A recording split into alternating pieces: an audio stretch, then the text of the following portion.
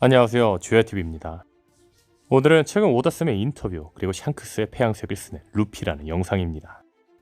영상 바로 시작합니다. 일본 도쿄에서는 연말마다 점프를 발행하는 슈에이슈가 주최하는 점프 페스티벌이 열립니다.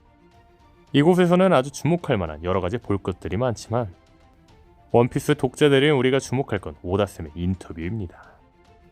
오다쌤은 최근 점프 페스티벌에서 아주 굵직굵직한 인터뷰를 하였습니다. 그리고 이 인터뷰들을 통해 지금까지 많은 떡밥을 남겨주었죠.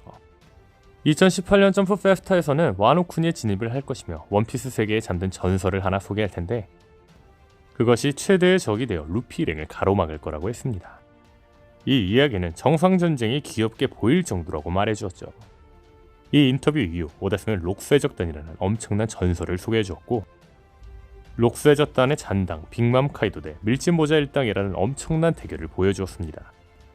물론 정상전쟁이 귀엽게 보일 정도라는 인터뷰 때문에 아쉽다는 평이 있었지만 이번 와노쿠니 결전에서는 사왕 2명이 등장한 만큼 엄청난 결전이기는 했죠.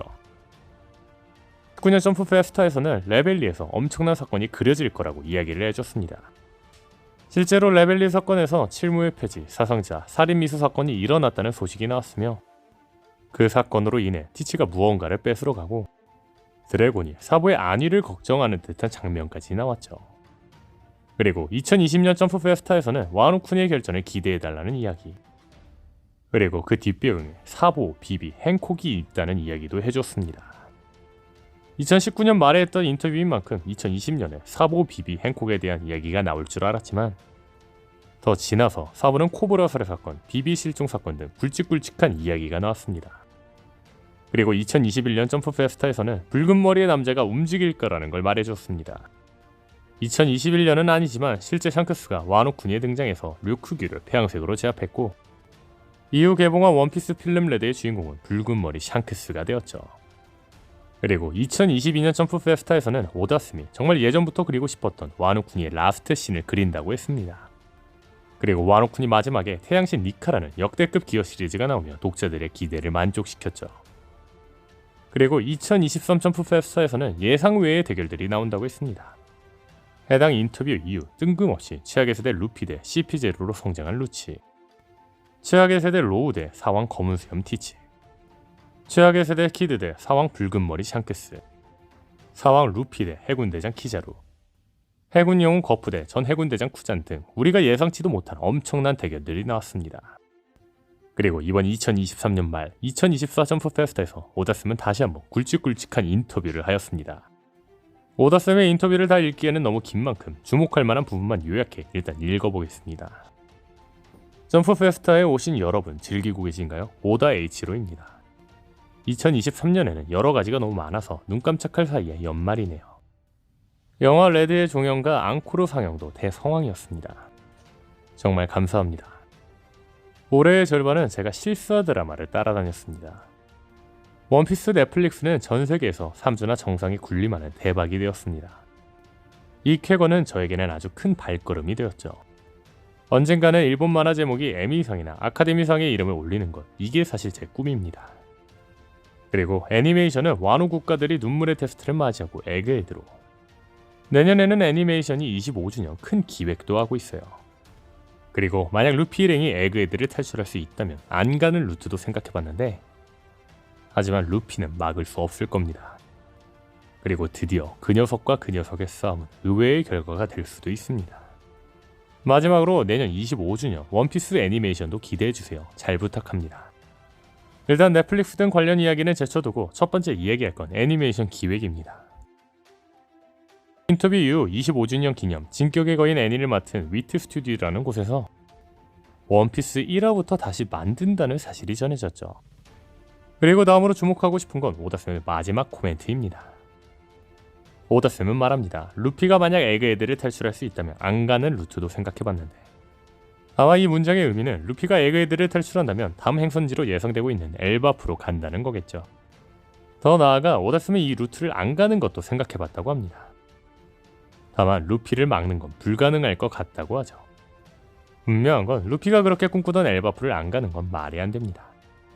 그리고 이어서 오다쌤은 말합니다. 그리고 마침내 그 녀석과 그 녀석의 대결이 나옵니다. 그 대결은 의외의 결과가 나올 수 있습니다. 오다쌤의 인터뷰를 통해 알 수 있는 건 우리가 예전부터 예상하고 있던 대결이 나온다는 겁니다.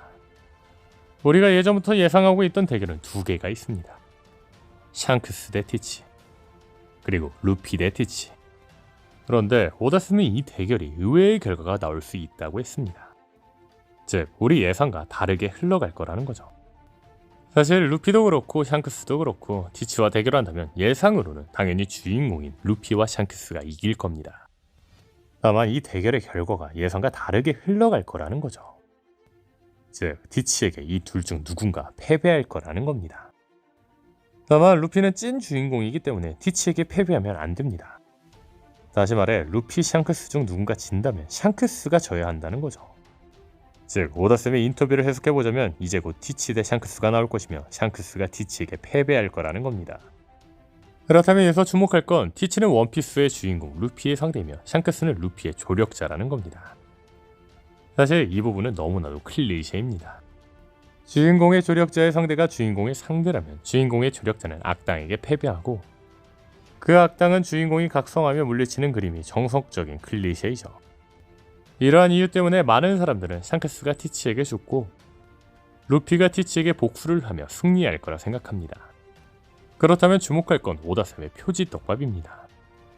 아시다시피 오다쌤은 표지에 많은 떡밥을 남겨놓습니다. 실예로 정상결전에서 에이스가 죽기 전 표지에서 루피가 에이스 카드와 해골을 상징하는 카드를 보여주며 에이스의 죽음을 암시하기도 했었는데 원피스 874화 표지에서도 샹크스의 바지에 해골이 그려져 있다든지 바르톨로메오가 샹크스의 깃발을 태워버린다든지 등을 통해 죽음 떡밥이 나타나기도 했습니다. 즉, 샹크스와 티치의 대결이 나와 샹크스가 패배한다면 샹크스가 죽음을 맞이할지 모른다는 거죠. 그런데 샹크스가 티치에 의해 죽는다면 루피가 티치를 상대로 샹크스에 대한 복수를 할 겁니다. 그렇다면 주목할 건 루피와 티치와의 싸움 전개입니다. 이 이야기는 22년 12월 23일에 한 적이 있는데 티치 샹크스 대결 이야기가 나온 만큼 간략하게 이야기를 해보려고 합니다. 이게 마지막 이야기인 만큼 이 영상을 보신 분들은 이제 영상을 끄셔도 괜찮습니다. 루피는 열매를 각성하며 사기적인 능력을 보여줬고 이 능력으로 카이도를 압도하는 듯한 모습을 보여줬습니다. 그렇다면 추후에 티치가 열매 3개를 먹는다고 해도 티치가 루피와 대등하게 싸울 수 있을까요? 현재 폼만 보면 루피가 티치를 쉽게 압도할 거로 보이죠. 하지만 저는 루피가 티치에게 쉽게 이길 거라고 생각하지 않습니다. 분명하게 마지막 싸움 중 하나일 거로 보이기 때문에 카이도 이상의 결전을 펼치겠죠. 그렇다면 니카의 능력을 갖게 된 루피가 어떻게 티치와의 대결을 시시하지 않고 접전이 펼쳐질까요? 저는 1047화 속 카이도의 대사에 힌트가 있다고 봅니다. 루피는 만화 주인공답게 상대와의 대결을 하며 상대의 기술을 습득하며 발전해 나갑니다. 예를 들면 미래를 볼 수 있는 견문색을 가진 카타쿠리였으며 루피는 카타쿠리처럼 잠시의 미래를 볼 수 있었으며 이번 폐양색을 휘감아 싸우던 카이도와의 대결에서도 폐양색을 휘감는 걸 습득했죠. 저는 추후에 루피가 티치와의 대결에서 카이도의 대사를 회상하는 날이 올 거라고 생각합니다. 티치가 가진 열매 중 하나는 악마의 열매 역사상 가장 흉악하다고 알려졌으며 자연계 중에서도 가장 이질적인 능력인 어둠 열매입니다. 그런데 여기서 주목할 건 어둠 열매의 능력은 다른 능력자의 실체를 만지면 능력자의 소나기에서 벗어나지 않는 한 잡힌 대상은 열매의 능력을 쓰지 못한다는 겁니다. 그렇다면 주목할 건 티치의 어둠 열매 각성 역시 나올 거라는 거죠. 그렇다면 티치의 각성은 무엇일까요? 개인적으로 악마의 열매에 악마라는 단어가 들어있는 만큼 악마의 열매는 악마가 들어있을 거로 보이는데 티치가 루피의 영혼에 담겨있는 악마를 꺼내 아예 루피의 능력을 뺐을 수도 있지 않을까도 생각이 듭니다. 앞선 가설은 불분명해도 티치의 각성은 상대방이 열매의 사용을 못하게 만드는 게 아닐까라고 생각합니다. 즉, 티치의 각성으로 인해 루피의 능력을 사용하지 못하고 루피는 비능력자인 상태로 능력이 여러 개인 티치를 상대로 싸우지 않을까라는 겁니다. 제가 이 생각을 하게 된 첫 번째 이유는 앞서 말한 카이도의 대사입니다. 카이도가 말한 패기만이 모든 것을 능가한다. 추후에 이 대사를 회상하며 루피가 패기로 모든 사기적인 능력을 가진 티치를 이기는 그림이 나오지 않을까요? 원피스 세계관에서 악마의 열매를 가장 잘 활용하는 능력자를 비능력으로 이기는 그림, 소년 만화에 가장 어울리는 그림이겠죠. 제가 이 생각을 하게 된 두 번째 이유는 티치의 약점입니다. 티치의 약점은 흰수염이 말한 적이 있습니다. 정상결전 당시 흰수염은 티치를 상대하며 말합니다. 과신, 경솔, 니놈의 약점이지. 이 대사는 과신, 경솔로 인해 티치가 몰락할 거라는 떡밥이라고 생각합니다. 다만 과신, 경솔로 인해 티치가 몰락하려면 티치가 상대보다 훨씬 강한 상황이 만들어져야 합니다.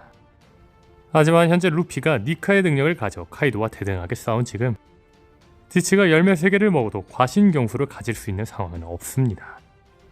루피가 니카의 능력을 사용 못하는 상황을 제외하고는요. 아마 추후에 티치는 루피의 능력을 뺏고 자만하지만 루피가 카이도가 가르쳐준 패기로 능력을 능가할 수 있다라는 대사를 생각하며 티치를 이기는 그림이 나오지 않을까라는 거죠. 3개의 능력을 가진 티치를 3개의 패기로 말이죠.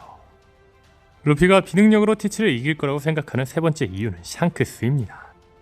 앞서 말한 것처럼 현재 샹크스는 티치에게 패배할 확률이 높으며 루피가 샹크스를 상대로 복수할 거라고 예상되고 있습니다. 그렇다면 제가 여기서 주목한 건 클리셰입니다. 보통 주인공의 조력자는 악당에게 당하고 주인공이 악당을 이기는 게 클리셰입니다. 그런데 여기서 주목할 클리셰는 보통 조력자는 악당을 이길 수 있지만 악당에 의해 비겁하게 패배하고 추후 주인공이 조력자의 기술을 사용해 악당을 이긴다는 거죠. 많은 사람들은 티치가 악마 열매를 무력화시킬 수 있는 어둠 열매를 먹었을 때 생각했을 겁니다. 티치의 능력이 사기여도 비능력자랑 싸우면 아무 능력 아니지 않냐. 즉, 티치에게 비능력자이자 폐양색 패기의 최강자인 샹크스는 최대의 적이라는 거죠. 저는 이 엄청난 패기를 가진 샹크스가 절대 티치에게 실력적으로 패배할 거라고는 생각하지 않습니다. 다시 말해 티치가 비겁하게 샹크스를 이길 거라는 거죠. 현재 샹크스의 폐양색 패기는 견문색도 없앨 정도로 최상급의 폐양색 패기를 가지고 있습니다. 더 나아가 샹크스는 로저가 사용한 카무사리까지 사용을 하며 먼 거리에서 폐양색으로 류크규를 제압했습니다. 지금까지 나온 폐양색 패기와는 클래스가 다르죠.